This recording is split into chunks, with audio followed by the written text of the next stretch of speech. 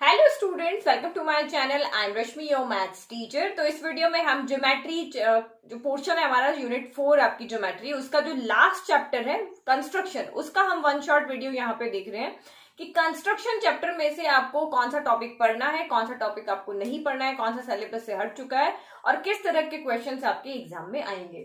तो फर्स्ट आप यहाँ पे देखो ज्योमेट्री के पार्ट में आपका यहाँ पे 3 चैप्टर थे। 3 में से अभी जो हम कर रहे हैं वो चैप्टर हम कर रहे हैं कंस्ट्रक्शन। ओके, तो कंस्ट्रक्शन के लिए अगर अभी हम सैंपल पेपर की अगर बात करते हैं तो अभी वाले सैंपल पेपर में स्टैंडर्ड के अंदर 3 मार्क्स के क्वेश्चन थे, एक 2 मार्क्स का क्वेश्चन था, एक 1 मार्क का क्वेश्चन था और बेसिक वालों के लिए सिर्फ एक 2 मार्क का क्वेश्चन था। तो अगर हम 8 प्लस आपका यहाँ पे 4 प्लस 3 करें तो ये आपका यहाँ पे हो जाता है 15 और वो था 7 प्लस 6 प्लस 2। तो तीनों चैप्टर का देखें तो हम मिला के 15 मार्क्स का पेपर आपके एग्जाम में आया था। ठीक है, तो 15 को तो वो सही से यूटिलाइज करेंगे तो थोड़ा ये तो क्वेश्चन आपके इसी तरीके से आएंगे। तो कंस्ट्रक्शन को आपको देखना है कि 3 मार्क्स और 2 मार्क्स के लिए आपको प्रिपेयर करना है। नाउ अब इसमें से आपका कुछ पार्ट डिलीट हो गया है तो आपको construction of triangle similar to a given triangle, यानी किसी भी ट्राइंगल के सिमिलर ट्राइंगल जो हम वहां पे ड्रॉ कर रहे थे वो वाला टॉपिक आपको नहीं करना, वो वाला कंस्ट्रक्शन का पार्ट आपको नहीं करना है। आपको जो बचे हुए 2 टॉपिक है ना, ये division of a line segment in a given ratio, जिसमें हम किसी भी एक लाइन को 2 रेशियो में किसी भी 2 पार्ट में डिवाइड करते हैं इंटरनली। एक्सटर्नली तो आपके सिलेबस में है नहीं, तो इंटरनली हम उसको डिवाइड करते हैं। एक वो वाला टॉपिक आपको करना है और दूसरा आपको tangent to a circle from a point outside it. तो किसी भी सर्कल के ऊपर आपको किसी एक्सटर्नल पॉइंट से टेंजेंट ड्रॉ करनी है। तो ये 2 टॉपिक आपको यहाँ पे करने हैं। तो मेनली अगर मैं देखूं ना तो ये वाला अगर पेपर इजी आता है तो ये आपका पोर्शन आ सकता है, division of a line segment in a given ratio. अब मेनली ये बात हो जाती है कि अगर इसमें से 1 मार्क का क्वेश्चन आता है तो ये प्रिपरेशन आप कहां से करोगे, क्योंकि बुक में तो 1 मार्क के क्वेश्चन है नहीं। तो एक तो पहले आपको थ्योरी अच्छे से पढ़नी है, जो बुक में है थ्योरी ना वही अच्छे से पढ़ो। फिर उसके अलावा आप एनसीईआरटी एग्जाम्पलर बुक मैंने सॉल्व कराई है तो उसका ऑब्जेक्टिव पोर्शन देखो, एक्सरसाइज फर्स्ट देखो, एक्सरसाइज सेकंड देखो ओनली, क्योंकि इस चैप्टर के लिए आपको बुक से बाहर जाने की जरूरत ही नहीं। सिर्फ अगर आपने एनसीईआरटी भी सॉल्व कर ली ना तो भी एग्जाम में आप क्वेश्चन इजीली अटेंड कर लोगे। बट अगर 1 मार्क का क्वेश्चन आपका वहां पे आ जाता है तो उसके लिए आपको एनसीईआरटी एग्जाम्पलर के फर्स्ट और सेकंड एक्सरसाइज आप पढ़ लो। वहां ऑब्जेक्टिव वाला पार्ट अगर आप कर लोगे ना तो 1 मार्क के क्वेश्चन किस तरह के बनते हैं वो आपको समझ में आ जाएंगे। क्योंकि जब तक आप क्वेश्चन देखोगे नहीं कि इस चैप्टर में से किस तरह के क्वेश्चन बनते हैं और वहां पे आ गया तो आप कंफ्यूज हो जाओगे।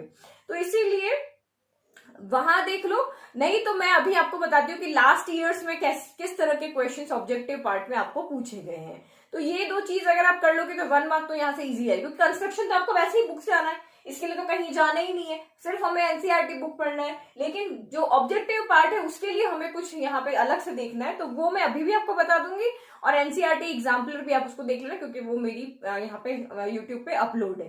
तो वहां से आप देखिए फर्स्ट और सेकंड एक्सरसाइज को देख सकते हो, तो हमारा ये चैप्टर पूरा तैयार हो जाएगा। ठीक है, कहीं पे कोई क्वेश्चन हमारा यहाँ नहीं रहना है। तो अच्छे से जितना है 2-3 मार्क्स भी अगर हमें पक्का इसमें से लेकर आने तो बस क्या करना है, ये 2 अच्छे से पढ़ लो। 1 मार्क की तो तैयारी मैं अभी करा दूंगी वीडियो दिखा के, वीडियो में आपको बुक्स में से दिखा के किस तरह के क्वेश्चंस बनते हैं। कुछ 5-6 क्वेश्चंस बनते हैं ऑब्जेक्टिव के लिए, वो आप देख लो, उससे बाहर तो कहीं पे क्वेश्चन ही नहीं आएंगे।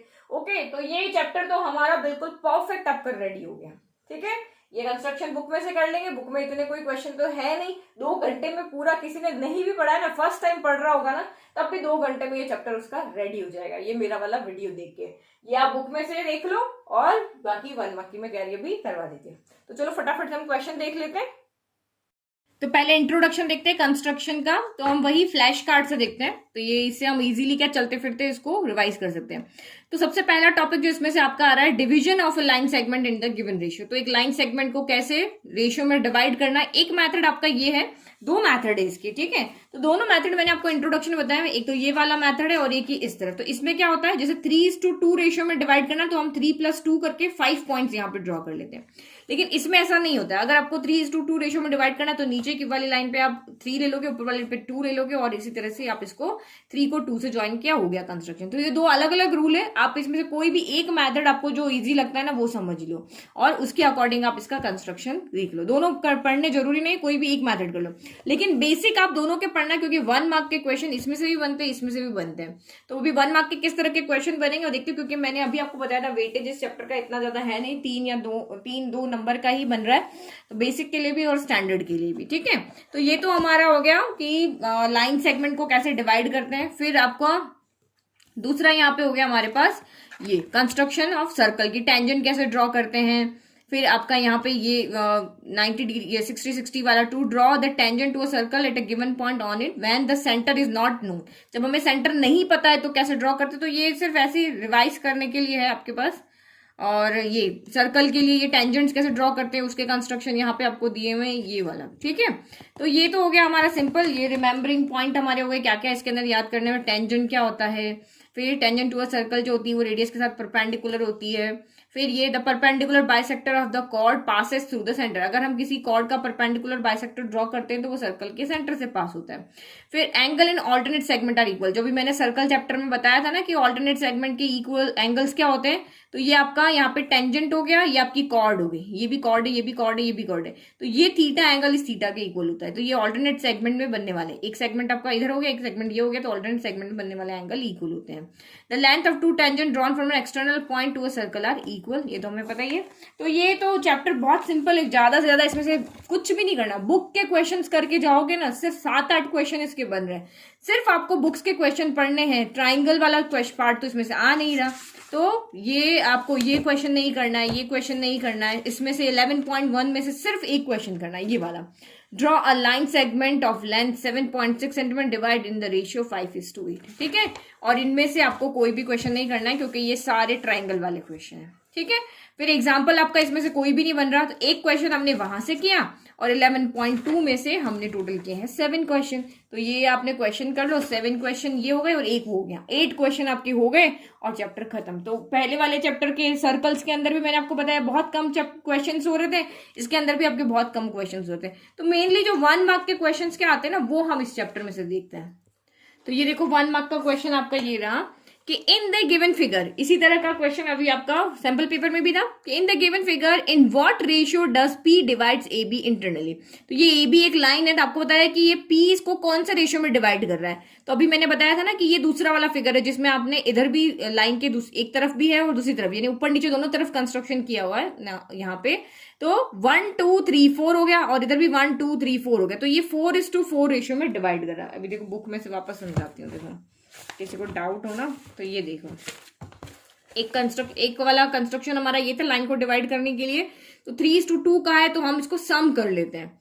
तो सम कर लिया, तो अब उसके बाद अगर इस तरह का कंस्ट्रक्शन होगा तो एक बार यहाँ लाइन ड्रॉ की हुई तो 3 हो गया और एक बार यहाँ ड्रॉ की तो ये 3 अलग काउंट करना, 2 अलग काउंट करना, 3:2 हो गया। और इसमें क्या होता है, इसमें ऐसा नहीं होता है, इसमें ये 1 2 3 हो गया और ये जो दोनों पॉइंट आप ज्वाइन करो ना बस वही होते हैं, 1 2 3 इधर हो गया और ये 2 हो गया, तो 3:2 हो गया। अब यहाँ पे लास्ट के पॉइंट ज्वाइन किए हुए ना, ये पॉइंट इस पॉइंट से ज्वाइन किया हुआ है, जैसे देखो A1 हो गया, A2 हो गया, A3 हो गया, A4 हो गया।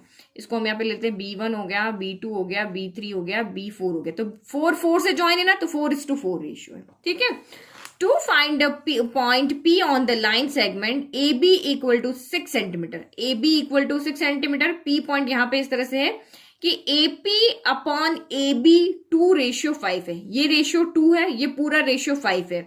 इन which ratio the line segment AB is divided, तो बहुत सिंपल है, ये आपको 2 दिया हुआ है, ये पूरा आपको यहाँ से यहाँ तक 5 दिया हुआ है, तो 5 - 2 ये 3 हो गया, 2:3 रेशियो हो गया, बस सिंपल। ठीक है, तो ये हमारा यहाँ पे रेशियो हो गया। Now next, a line segment AB is divided at point P such that PB upon AB 3:7 है, then find the ratio AP is to PB। तो सेम यहीं पे देख लो, ये PB और AB पूरा दिया, इस बार आपको ये दिया हुआ है और ये नहीं दिया हुआ है। 3:7 है, ये 3 रेशियो है और ये पूरा 7 है, तो ये कितना हो जाएगा, ये कितना हो जाएगा, क्योंकि रेशियो में से हम सब्ट्रैक्ट करें तो 7 - 3 ये 4 हो जाएगा, यानी कि 4:3 रेशियो में इसको डिवाइड किया। तो इसी तरह के क्वेश्चन है इसके में से बनते हैं 1 मार्क के। To divide the line segment AB in the ratio 2:3, a ray AX is drawn such that angle BAX is acute angle है। AX is then marked at equal intervals. Find minimum number of these marks. तो अभी मैंने आपको बताया था ना, ये one side वाला है, क्योंकि इसमें उसमें दो बार एक्यूट एंगल बनता है, एक नीचे की तरफ एक्यूट एंगल बनता है, एक ऊपर की तरफ बनता है। लेकिन इस वाले में क्या होता है, एक ही बार एक्यूट एंगल बनता है, चाहे तो नीचे की तरफ बना हो चाहे ऊपर की तरफ। तो इसमें एक बार एक्यूट एंगल बनता है, उसमें 2 बार बनता है। तो इसमें क्या होता है, दोनों के सम, जो भी आपको रेशियो देना उन दोनों के सम हम यहाँ पे बनाते हैं। तो 2:3 का है तो आपको यहाँ पे 5, 2 + 3 यानी 5 आर्क यहाँ पे कट करनी पड़ेगी। तो मिनिमम नंबर ऑफ मार्क्स आप कितने लगाओगे, यहाँ पे 5 लागो। तो ये हो गए 1 मार्क के क्वेश्चन, ज्यादा से ज्यादा। और ये ऑब्जेक्टिव वाले आप यहाँ पे देख लो, इसी तरह के क्वेश्चंस यहाँ पे आपके बनेंगे। ठीक है, फिर वही आपका कंस्ट्रक्शन आ गया। तो कंस्ट्रक्शन तो मैं इसमें ये नहीं कि एक एक क्वेश्चन में आपको समझा सकती हूँ। तो ये आपको क्या कर लेना है, ये आपको बुक में से ही जो मैंने आपको क्वेश्चंस बताए थे ना, डिवाइड करने वाले या सर्कल्स वाले, वो आप इसको अच्छे से देख लेना। ठीक है, ये आपके कंस्ट्रक्शन के पॉइंट्स हो गए, कैसे आपको कंस्ट्रक्ट करना है। तो वो एक एक चीज आपको याद रखनी है। और सबसे बड़ा कंफ्यूजन जो इस चैप्टर में वो ये से कि मैम जस्टिफिकेशन कैसे करें, जस्टिफिकेशन बहुत टफ है, हमें तो जस्टिफिकेशन नहीं आता, समझ में नहीं आ रहा है, आप क्या कर रहे हो। तो जस्टिफिकेशन एग्जाम में रेयरली आता है, मतलब 99% तो नहीं आता है। बहुत कम चांस होता है कि आपका जस्टिफिकेशन आता है, वो भी 4 मार्क का क्वेश्चन होगा तब आएगा। इस बार तो 4 मार्क का क्वेश्चन इस चैप्टर में से बन नहीं रहा, तो जस्टिफिकेशन ना ही करो सिर्फ। लेकिन जो भी आपने कंस्ट्रक्शन किया है उसकी स्टेप्स ऑफ कंस्ट्रक्शन लिखना बहुत जरूरी है, क्योंकि इसके और इसके मार्क्स इक्वली होते हैं। जितने मार्क्स आपके स्टेप्स के होंगे उतने ही मार्क्स कंस्ट्रक्शन के होंगे। आप यहाँ भी देखो तो जो ड्रॉ किया उसका 1 मार्क है और स्टेप्स ऑफ कंस्ट्रक्शन के 1 मार्क है। तो ये इसी का पार्ट है, जो आप यहाँ पे ड्रॉ कर रहे हो वही आपको स्टेप्स में लिखना है। जो मैं आपको लिख करके बता रही हूँ वो आपको बड़ा लग रहा है कि मैम आपने तो इतनी सारी लाइंस लिख दी। तो ये स्टेप्स ऑफ कंस्ट्रक्शन आपको अपने अकॉर्डिंग लिखना है। लिखने का पैटर्न कैसा वो मैंने वहां बताया। तो आप कुछ भी लिखकर आओगे ना तब भी आपको यहाँ पे मार्क्स मिल जाएंगे। लिखना क्या है, जो आपने ड्रॉ किया कि भाई मैंने ये लाइन ड्रॉ की तो लिख दो, फिर मैंने ये एक्यूट एंगल ड्रॉ किया लिख दो, मैंने इतने आर्क कट किए लिख लो, अपनी लैंग्वेज में आप इसको वहां पे लिख लो। अब देखो सर्कल से रिलेटेड कौन कौन से यहाँ पे क्वेश्चंस बनते हैं। तो और सबसे अच्छा एनसीईआरटी एग्जाम्पलर के ऑब्जेक्टिव क्वेश्चन देख लो, वहां पे सभी तरह के क्वेश्चन चैप्टर में से बनते हैं, वहां पे देख लो। मैंने आपको बार बार कह रही हूँ एनसीईआरटी एग्जाम्पलर आपके लिए बहुत इंपॉर्टेंट है, वहां पे सेक्शन वाइज आपके क्वेश्चन है।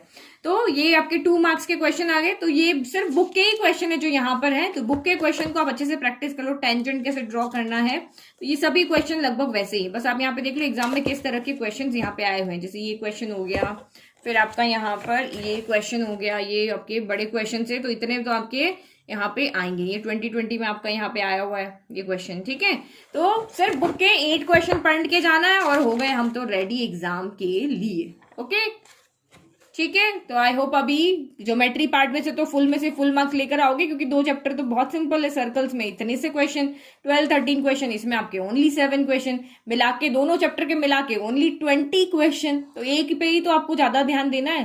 ठीक है, तो 2 चैप्टर हो गए इजीली हमारे। ट्राइंगल्स को ही तो थोड़ा ज्यादा टाइम देना है। ज्योमेट्री के पार्ट को उठा लेते हो, इन दोनों को तो एक दिन में कर सकते हैं, सारा बाकी बचा हुआ टाइम ट्राइंगल्स पे दे दो।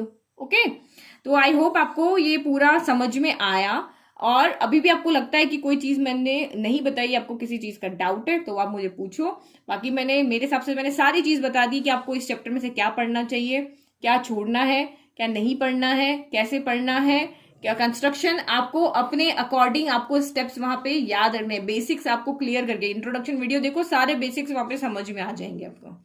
ठीक है, अब अच्छे से पढ़ाई करो और खूब मेहनत करो। अब ज्यादा टाइम आपके पास नहीं बचा है। इस महीने के अगर हम गिन लेते हैं तो 20 दिन, और उधर के आप गिनो तो अप्रैल के तो 30 दिन, ज्यादा दिन नहीं है आपके पास में।